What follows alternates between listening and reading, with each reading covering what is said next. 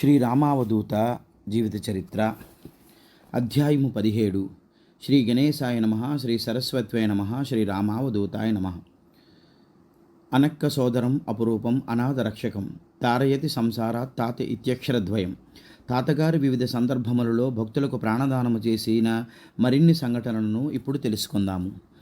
పతిభిక్ష పుట్టుకతోనే గుండెలో లోపముతో పుట్టిన సత్యనారాయణ రెడ్డి గారికి ఆ సంగతి తెలియదు. పెద్దయిన తర్వాత ఆ వ్యాధి ముదిరి ప్రాణాంతకమైన డాక్టర్లు ఆపరేషన్ చేయాలని, అయినా ఫలితము చెప్పలేమని చెప్పేసరికి ప్రాణభయంతో భార్యాభర్తలిద్దరూ తాతను చేరగా రెడ్డి గారి భార్య తాత 2 పాదములను పట్టుకొని శరణు వేడుకుంటూ తనకు మాంగల్య భిక్ష ప్రసాదింపుమని పరిపరి విధములుగా ప్రార్థించగా తాతగారు మొదట అంగీకరించగా అతని జన్మవృత్తాంతంను తెలుపుతూ దాని వలన తలెత్తిన సమస్యని వివరించగా వారికి డాక్టర్లు చెప్పినది తాతగారు చెప్పినది ఒకటే కావడంతో మరింత కరుణతో తాతను ఈ సమస్య నుండి గట్టెక్కించమని కోరగా అప్పుడు తాతగారు అతని కర్మను తొలగించిరి. బ్రతకుడు అనుకున్న ఆయన తాత దయతోనూ వైద్య సహాయంతోనూ ప్రాణాయాలు దక్కించుకొని అప్పటి నుండి కృతజ్ఞతాపూర్వకంగా తాత సేవ చేయుటకు నడుము బిగించిరి. ఓం ఆశ్రిత రక్షకాయ నమః. అప్పటి నుండి డాక్టర్ గారి మనసులో విపరీతమైన మార్పు కలిగి వారి చెడు సావాసములన్నింటినీ స్వస్తి పలికి ఎవరెన్ని విధములుగా మళ్ళీ మనసును పాతదారిలోకి మళ్లించాలని ప్రయత్నించినా చలించగా ప్రతి వారం తాతను దర్శించిన ప్రతిసారి తాతను చూపించు ప్రేమను లీలల ద్వారా సరైన శిక్షణ పొంది మానసికంగా పరివర్తన చెంది తాతకు నిజభక్తునిగా మారి అదే విధముగా తాతగారు కూడా ఎప్పటికప్పుడు ఆయనను తన చర్యల ద్వారా ప్రోత్సహిస్తూ ఉత్సాహపరుచుండిరి. ఒక సందర్భంలో తాతగారు ఈయనకు ₹1 నాణెమునిచ్చిరి. వీరు దానిని ఎంతో భద్రముగా అందించుకొని పూజించుచుండిరి. అయితే అనుకోని విధముగా ఒకసారి ఆ నాణెము పోయి తిరిగి అదే నాణెము మళ్ళీ వీరింటికి చేరుట వీరికి ఆశ్చర్యపరిచినది. అప్పటి నుండి దానిని భద్రముగా దాచుకొనిరి. ఆ తరువాత సత్యనారాయణ రెడ్డి గారు తాత సంస్థానమునకు కృతజ్ఞతాపూర్వకంగా అపూర్వ సేవలందించిరి. గురుస్థానం వద్ద గేటును మెట్లను నిర్మించటం వలన భక్తులకు అనుకూలముగా ఉండినట్లు చేసిరి. తరువాత విశేషముగా కృషి చేసి తాతగారు సమాధి మందిరమున ధనారెడ్డి గారు మరియు అనేక మంది భక్తుల సహాయ సహకారములతో తాతగారి విగ్రహమును చెక్కించి సమాధి మందిరమునందు వీరి చేతుల మీదుగా ప్రతిష్ఠించిరి. ఎంత సేవ చేసుకుంటున్నప్పటికీ తృప్తి శాంతి పొందని వీరు అటు పిమ్మట తన ఆలోచనలను విస్తృతపరిచి కర్నూలు పట్టణమునందు జరుగు సాయి సత్సంగల యందు తప్పనిసరిగా తాతగారి పటము ఉంచుటయే కాక ప్రతినిత్యము తాతగారి లీలలను భక్తులకు తెలియపరచడం ద్వారా ఎందరో తాతను దర్శించి తాత ఆశీర్వాదం వారికి సంపూర్ణంగా లభించుటందు కీలక పాత్ర పోషించిరి. కల్లూరు నందు తాతగారి విగ్రహ ప్రతిష్ఠ గావించిన స్ఫూర్తితో వీరు గ్రామమునందు తాతగారి మందిరములను నిర్మించుటకు నడుము బిగించి విజయవంతముగా కలగొట్ల గ్రామమునందు కర్నూలు పట్టణమునందు తాతగారి విగ్రహ ప్రతిష్టాపనలు తమ చేతుల మీదుగా జరిపించటయే కాక తన స్వగ్రామమందు కూడా తాతగారి మందిరమును నిర్మిస్తున్నారు. వెన్నునొప్పి. ఒకానొక కుటుంబంలో భార్య భర్త 2 పిల్లలు కలరు. తండ్రి సంపాదయే ఆ కుటుంబమునకు ఆధారం. పిల్లలు చిన్నవాళ్ళు కావడం వల్ల ఆ తండ్రి కుటుంబ పోషణకై పార్ట్ టైం ఉద్యోగంలో టైపిస్ట్గా చేరాడు. అటు ఆఫీసు ఇటు ఈ ఉద్యోగము కొంతకాలమునకు అతనికి మోయలేని భారములాగా తీవ్రమైన వెన్నునొప్పికి గురైనాడు. రాను రాను నొప్పి అధికమై వెన్నెముకకు పూర్తిగా లేపి తిన్నగా నిలబడలేని స్థితికి చేరుకున్నాడు. అతనికి ఏమైనా జరగరానిది జరిగితే ఆ ఊహే ఆ కుటుంబమును భరించే స్థితిలో లేదు. అతడు దైవభక్తి కలవాడు అయినప్పటికీ అవధూత సాంప్రదాయంపై అవగాహన ఏమాత్రము లేనివాడు. బంధుమిత్రుల ద్వారా తాతగారి మహిమను లీలలను వినడం జరిగినది కానీ అతనికి తాత శక్తిపై గురి కుదరలేదు. కాబట్టి అన్ని రకాల మందులను వాడుతూ ఎక్కడ అతని జబ్బుకు సరిపడ మందు దొరకకపోదన్న ప్రయత్నంలో ఉన్నాడు తప్ప తాతను దర్శిస్తే తన జబ్బు నయం చేసుకోవచ్చునన్న ఆలోచనే అతనికి రాలేదు.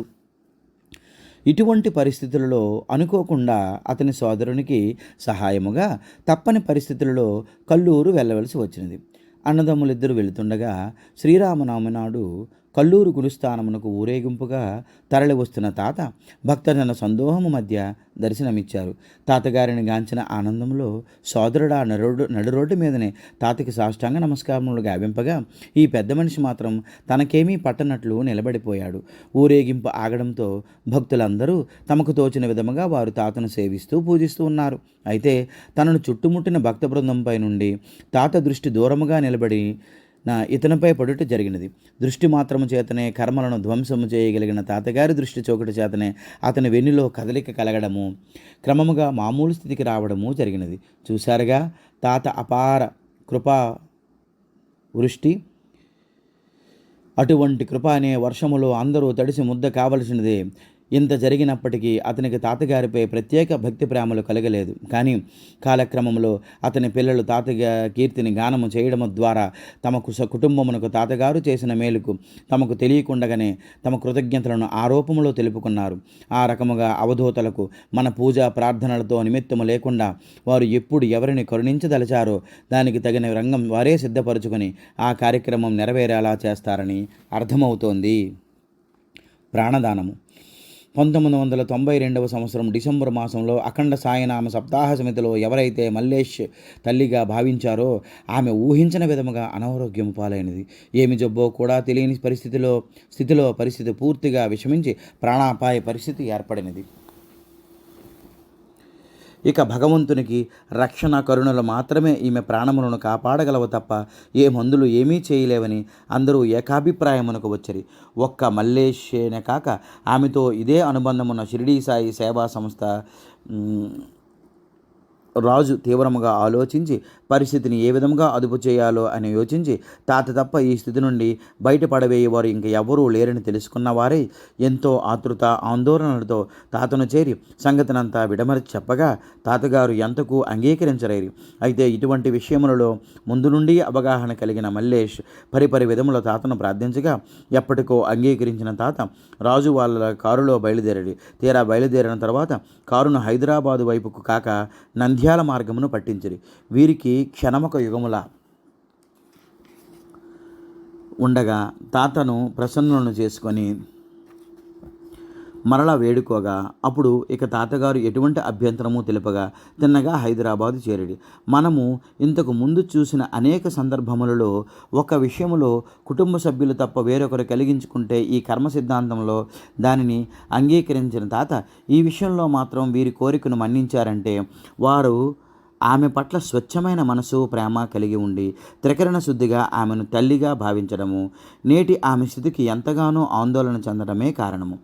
మన చుట్టూ పరిచయస్తులు మనను ప్రేమించేవారు అనేక మంది ఉండవచ్చుగాక, కానీ మన క్లిష్ట పరిస్థితులలో మనకు అండగా నిలిచి నేనున్నానని బాధ్యత వహించిన వారే నిజమైన అభిమానులు. ఆమె పట్ల ఈ భావన కలిగిన వీరికి ప్రేమను వెల్లడి చేయవలసి వచ్చినప్పుడు వారు స్వచ్ఛముగా ఈ బాధ్యతను వహించరు. ఆ విధముగా ఎంతో బాధ్యతాయుతముగా తాతగారిని హైదరాబాదు ఆమె ఇంటికి తీసుకువచ్చిన తాత తప్ప శరణు లేడిని ప్రార్థించగా తాతగారు ఆమెను సమీపించి కేవలము తన కరుణా దృక్కులను ఆమెపై కురిపించి వారి ఆతిథ్యమును స్వీకరించి మరలి వెళ్ళిరి. తాతగారిని తిరిగి కర్నూలుకు తీసుకువెళ్ళినప్పుడు రాజు మల్లేశులు ఎంతో ఆతృతగా తాతగారిని ఆమెకి ఏమీ పర్వాలేదా అని అడుగగా తాత చిరునవ్వే వారికి సమాధానమైంది. తాత చర్యలలోని అంతరార్థము తెలిసిన వారైనప్పటికీ ఆందోళనతోనున్న వీరికి గండము నిజముగానే గడిచినదా లేదా అన్న భయము మాత్రం ఇంకా వీడలేదు.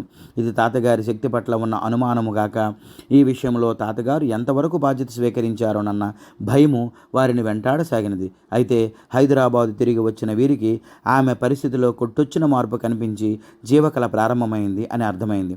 అయితే ఇంకా ఆతృత తగ్గని వీరు ఈ విషయమును స్వామీజీకి కూడా తెలిపి వారి ఆశీస్సులు కూడా పొందుటకు రాజు కారులోనే షిరిడీ చేరిన వీరు స్వామీజీకి సంగతినంతా వివరించగా స్వామీజీ తాత వచ్చి వెళ్ళారు కదా, ఇక భయము లేదు అని ధైర్యమునిచ్చిరి.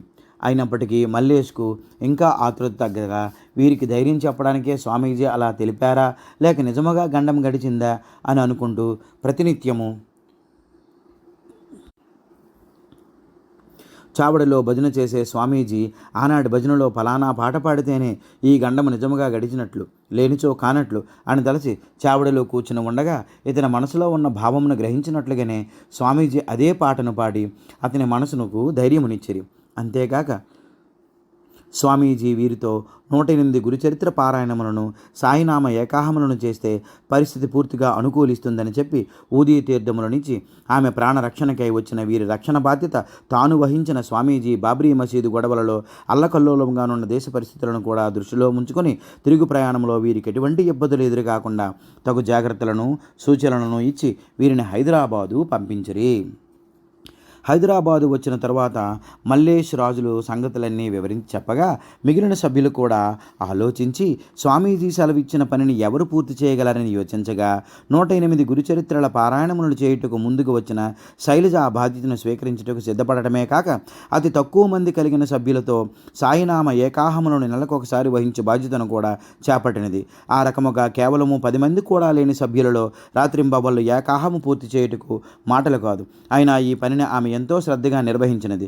ఇక నియమనిష్టలతో కూడుకుని ఉన్న గురుచరిత్ర పారాయణ బాధ్యతను స్వీకరించిన శైలజ కొంత వ్యవధి తీసుకున్నప్పటికీ కబూతర్ ఖానాలోని తాతగారు ప్రతిష్ఠ చేసిన మందిరములో 1994 సంవత్సరంలో 49 రోజుల సప్తాహ కార్యక్రమంలో ఈ గురుచరిత్ర పారాయణ ప్రారంభించి ప్రతిరోజు ఒక్కొక్క పారాయణ చెప్పున రోజుకొక పారాయణము ప్రారంభించినది. 49 రోజులు అనుకున్న భజన కార్యక్రమము 108 రోజులకు పొడిగింపబడడంతోనే ఈమె పారాయణలకు భంగము కలుగకుండా అఖండముగా 108 పారాయణములు కొనసాగించినది.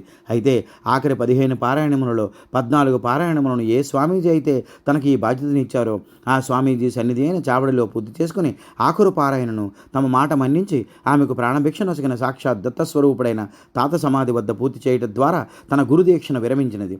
తాత ప్రసాదించిన ఆ ప్రాణభిక్ష శక్తితో ఆమె అనేక మందిర శంకుస్థాపనలు, విగ్రహ ప్రతిష్టలు, భజన కార్యక్రమములు భారీ ఎత్తున జయప్రదముగా నిర్వహించగలుగుతున్నది. విషసర్పము. ఒకసారి దత్తగడ మందిరంలో తాతతో కూర్చుని ఉన్నప్పుడు నరేంద్ర గుప్తా గారు గమనించలేదు, కానీ ఒక పాము వీరిని సమీపించినది. అప్పుడు తాతగారు, ఇక్కడ ఏం చేద్దామని వచ్చావు పో అనగానే ఆ పాము నిశ్శబ్దంగా కదిలి వెళ్ళిపోయింది. ఆ విధముగా కళ్ళ ముందే విషసర్పమును తాత ఆజ్ఞను పాలించి తోకముడిచి వెనుదిరగడం చూసిన అక్కడున్న భక్తులందరూ విభ్రాంతి నొందిరి. అంతేకాక మందిరంలో రాత్రులు పిట్టలు అరుస్తుంటే, ఏం ఎల్లయ్యా ఇక్కడ కూడానా, ప్రపంచం వస్తుంది, వెళ్ళు ప్రపంచము మస్తుంది, వెళ్ళు అని అదిలించేవారు. తాత ఈ విధముగా పలకరించడం వలన ఆ పిట్టలకు పూర్వజన్మ జ్ఞానము కలిగించి ఎప్పటికైనా మంచితనంతో మెలగమని బోధించినట్టు తెలుస్తోంది. సాయిబాబా కూడా పాము కప్పలుగా జన్మించిన వీరభద్రప్ప, చెన్నబసవప్పలకు బుద్ధి చెప్పిన సంగతిని మనం సాయి సచ్చరిత్రలో చూస్తాము.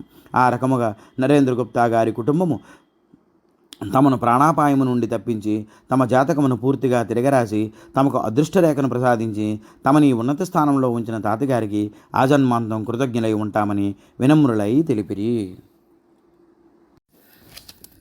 సుకృతం. ఎన్నో అద్భుతములతో దత్తగడ ప్రజలను అలరించిన తాత హనుమానులు అనే వ్యక్తికి ప్రాణభిక్ష పెట్టిన విధానము తెలుసుకుందాం. దత్తగడ కల్లూరు నందు చిన్న హోటల్ యజమాని కుమారుడు 22 సంవత్సరముల హనుమానులు. అతనికి ఏమి జబ్బు చేసిందో ఎవ్వరికీ తెలియదు. కానీ మనిషి పూర్తిగా నీరసించిపోయి అతను త్వరలో చనిపోతాడని ఊరి వారందరూ నిర్ణయానికి వచ్చేశారు. ఆ స్థితిలో వారికి తాతగారి గురించి కానీ వారి మహత్యమును గురించి కానీ ఏమాత్రమూ తెలియదు. అయితే తాతగారే స్వయంగా ఆ హోటల్కి వెళ్ళి ఏం రోగమైందిరా అని ఆ అబ్బాయిని పలుకరించి తనకు పంచాకొండువ తెమ్మని చెప్పి మరలి వెళ్ళిపోయారు. నిత్య దిగంబరి అయిన తాతకు ఆ పంచకొండువులతో పని లేదు. అయినప్పటికీ అతనిని ఆశీర్వదించదలిచారు కాబట్టే తాతగారు ఆ విధంగా అడిగారు. తాత ఆదేశించినట్లుగా నా అబ్బాయి పంచకొండువ తీసుకుని వచ్చేసరికి తాత ఆ అబ్బాయినే స్వయంగా పంచ కట్టమని అడిగించుకుని మరీ పంచ కట్టించుకుని ఒక బీడీ తాగించమని చెప్పగా అబ్బాయి తాతగారికి బీడీ వెలిగించి ఇవ్వగా తాత కొంత తాను తాగి మిగిలినది ఆ అబ్బాయి చేత తాగించారు. అంతే.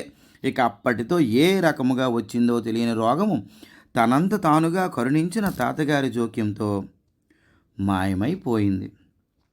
ఓం ఆరోగ్యప్రదాయ నమః. ఆ విధముగా వారి పూర్వజన్మ సుకృతము చే తాతగారే స్వయంగా ఒక బీడీ ద్వారా హనుమానుల కర్మను ధ్వంసం చేసి అతనికి ప్రాణభిక్ష నొసంగిరి. అతనిప్పుడు పెళ్లి చేసుకుని 2 పిల్లలతో హాయిగా కాలం గడుపుతున్నాడు. భూకంపము. రక్షణ శాఖలో పనిచేసే ఈమని రామకృష్ణ ప్రసాద్ గారి అల్లుడు ఉద్యోగరీత్యా గుజరాత్లో నుండిరి. 2001 సంవత్సరం భయంకరమైన భూకంపము గుజరాత్ భూమిని అతలాకుతలము చేసినప్పుడు వీరి కూతురు, అల్లుడు, వారి 3 నెలల కుమారుడు అక్కడే ఉండిరి.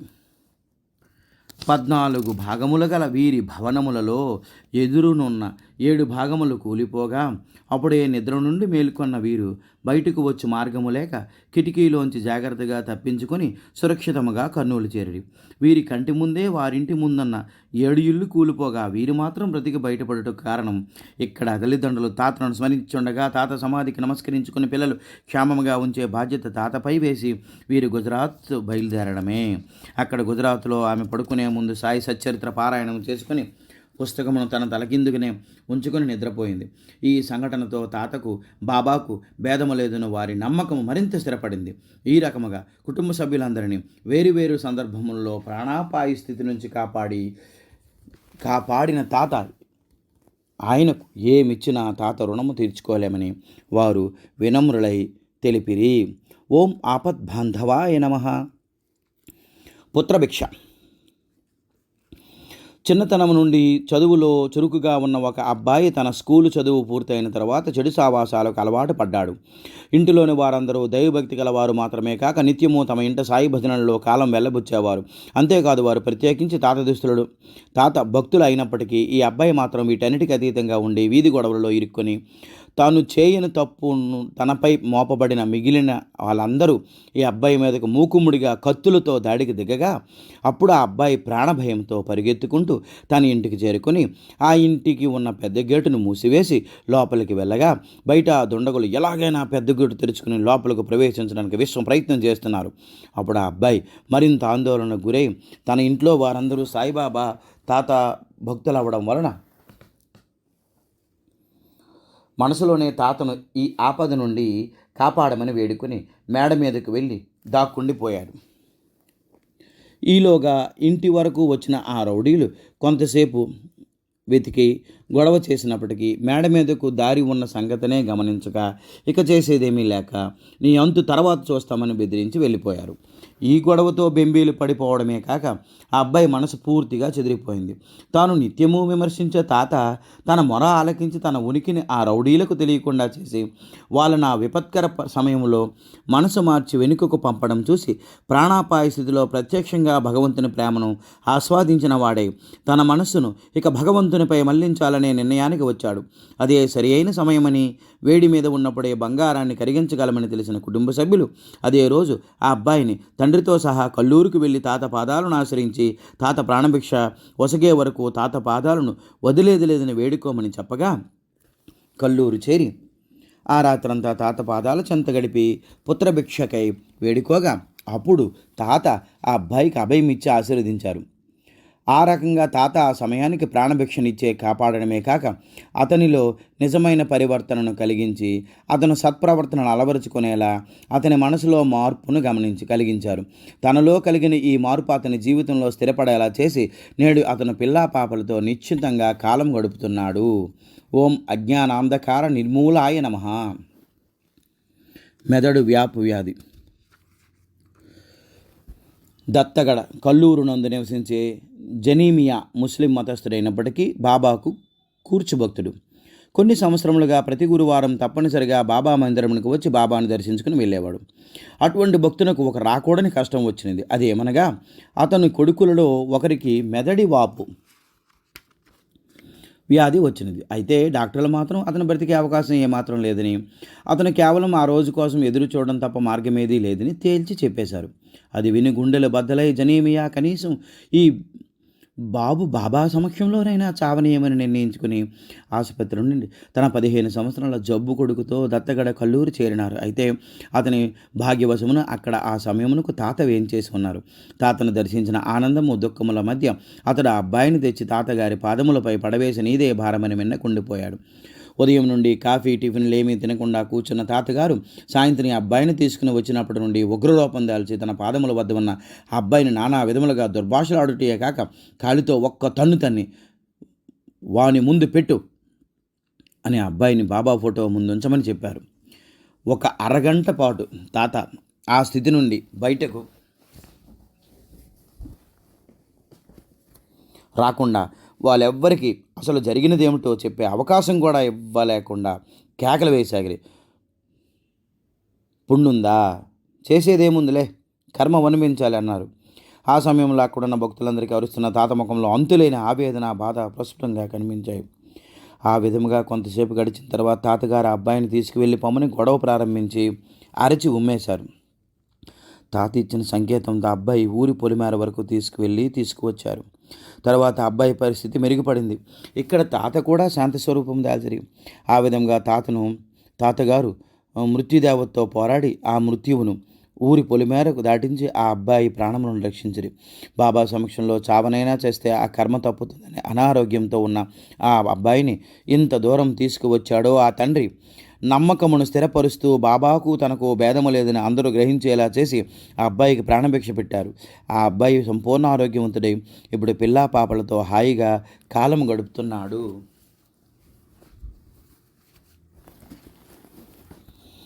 రక్షణ. ఒకసారి శైలజ కన్యాకుమారి మాయమ్మ స్థానమునకు వెళ్ళి అక్కడ ఆ సాగర తీరములో ధునుపూజ గావించి పూర్ణాహుతికి ఒక కొబ్బరికాయను ఆ ధునిలో వేయగా ఎక్కడి నుండో వచ్చిన ఒక బక్కపడచిన ముసలామె విసురుగా వచ్చి వీరిని నానా దుర్భాషలాడుచు మండుచున్న ధునిలో కాలుతున్న ఆ కొబ్బరికాయను తీసి గుండ్రంగా తిప్పి ఒక్కసారిగా విసిరివేయగా ఎక్కడో దూరముగా ఎత్తైన ప్రదేశం నుండి ఆ కాయ తిన్నగా వెళ్ళి సాగరములో పడి కొట్టుకుపోయింది. ఈ హఠాత్ పరిణామమునకై బిత్తరపోయిన శైలజా తదితరులు ఒక్కసారిగా ఆవేశపడినప్పటికీ కొంతసేపటికి విచక్షణను ఉపయోగించి అంత ముసలామె ఆ కాయను నేరుగా దూరములో ఉన్న సముద్రంలోకి పడినట్లు వేయడం అంటే సామాన్య విషయం కాదని, దీని వెనుక ఏదో అంతర్ధానం ఉందని అనుకునేది. ఆ తర్వాత యాత్ర ముగించుకు వచ్చిన శైలజకు అసలు సంగతి అప్పుడు తెలిసింది. అదేమనగా ఏ రోజైతే కన్యాకుమారిలో ఆ సంఘటన జరిగింది అదే రోజున అదే సమయమునకు ఆటలాడుకుంటున్న సన్నిధానములో పిల్లల్లో ఒకరైన 5 సంవత్సరాల వాణి అక్కడ నిర్మాణంలోనున్న బావిలో కాళ్ళు జారి పడిపోయి ఒక రాయి ఆధారము దొరకగా బిగ్గరగా పిలువగా వాళ్ళతోనే ఆడుకుంటున్న సుమారు 8 సంవత్సరాల చిన్నారి అనసూయ తేజస్విని తన ప్రాణములను కూడా లెక్క చేయక నడుము వరకు బావి లోపలకు వంగిపోయి చెయ్యి అందించి ఆ పాపను బయటికి లాగింది. ఈ విధముగా ఎన్నో వందల మైళ్ళ దూరంలో దేవి మాయమ్మ ఆ రకముగా ఆ అమ్మాయిని కాపాడింది. ఇంకొక సందర్భంలో నాంపల్లి బాబా వద్దకు పిల్లలను తీసుకువెళ్ళినప్పుడు ఇదే పాప ఆకతాయితనంగా అక్కడున్న కరెంటు స్తంభమును పట్టుకోగా కరెంటు షాక్ గురై మొత్తం శరీరంలో ఒక చేయి తప్ప అంతా స్తంభమునకు అతుక్కుపోయి అమ్మాయి బిగ్గరగా అరిచేసరికి ఉలిక్కిపడి చూసిన శైలజ ఆ పాప అందిస్తున్న చేతిని తాను అందుకుంటే తను కూడా ఆ పాప షాకు గురై మరణించడం ఖాయమని తెలిసినప్పటికీ కళ్ళ ముందే ప్రాణాలు పోతున్న పిల్లలను రక్షించడానికి ముందుకు వచ్చి ఇక మిగిలిన పిల్లల భారం తాతగారిది అనుకుంటూ ఆ అమ్మాయికి చేయి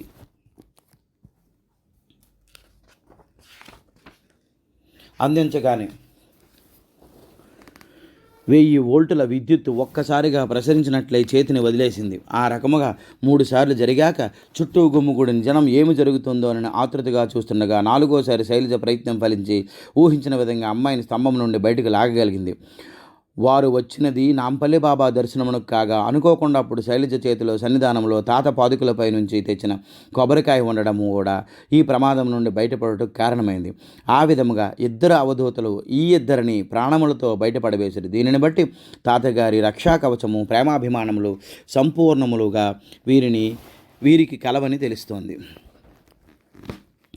తల్లి పక్షి తన పిల్లలకు ఇతరుల నుండి ఏ ఆపద కలుగకుండా తన రెక్కల కింద భద్రపరిచి ఏ విధముగా కాపాడుతుందో అదే విధముగా తాతగారు తన పిల్లలుగా భావించిన వారిని తన గూడు అయిన రామసన్నిధానమునకు చేర్చి తన చల్లని నీడలో ఉంచి వారిని ఆ కష్టముల నుండి గట్టెంకించి వారికి శుభమును చేకూర్చేవారు.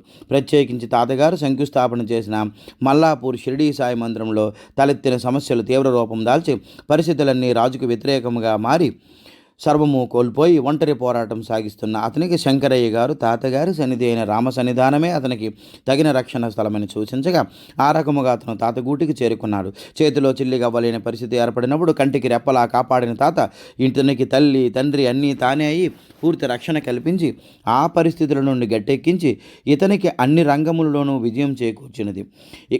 ఇక రామ సన్నిధానములో ఉండే శైలజ రామారావు గారు రాజు విషయముగా ఎవరెంత వ్యతిరేకించినప్పటికీ అందరికీ ఎదురు నిలిచారు. రాజు చేత అక్క అని పిలిపించుకున్నప్పటికీ శైలజ రాజు పట్ల కన్నతల్లి బాధ్యత వహించి ధునిని ఆధారంగా కొని అతను తమ సమస్యల నుంచి పూర్తిగా బయటపడటం వరకు అన్ని విధములుగా అతనికి చేయూతనిచ్చి అతని పట్ల మాతృభావనను సంపూర్ణంగా నెరవేర్చింది. ఈ విధముగా తిరుమల షిరిడి వంటి శక్తిపీఠమును తయారొకటకు రామ సన్నిధానమును మూలస్థానమైందంటే తాతగారు ఇక్కడ ప్రత్యక్షంగా ఉన్నట్లు స్పష్టపరిచి షిరిడి సాయి సేవా సంస్థ పట్ల సంపూర్ణ బాధ్యత వహించి ఆ సంస్థను సదా కాపాడి రక్షిస్తూనే ఉన్నారు. ఆ విధముగా ఎందరెందరో భక్తులు వారి వారి జన్మకర్మల ప్రకారం రక్షించి కాపాడి ప్రాణదానం చేసిన తాతగారి కరుణా కటాక్షం గురించి వివరంగా తెలుసుకున్నాం. కర్మ విముక్తులైన ఆ భక్తులందరూ ఈ జీవితం తాత ప్రసాదించిన భిక్షగా భావించి మిగిలిన జీవితాన్ని తాత సేవకు అంకితం చేయడం, తాత భక్తులుగా వారి కనీస ధర్మమని గ్రహించాలి. త్వమేవ సర్వం మమ దేవదేవ. 17వ అధ్యాయం సంపూర్ణం.